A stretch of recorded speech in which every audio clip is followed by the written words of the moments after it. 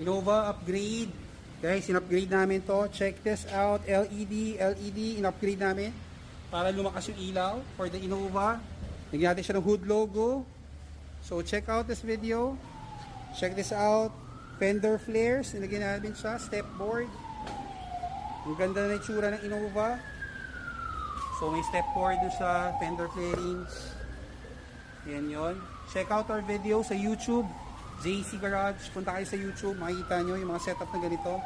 Then, book a schedule with us. Yan yun, no? Ganda, diba? Rear seal. Nilagyan natin siya. At yun, tignan mo side view. So, yung mga may Innova, oh. Ganitong ganito gagawin natin. Ganda, oh. Fender flares with Innova. Ternong-terno.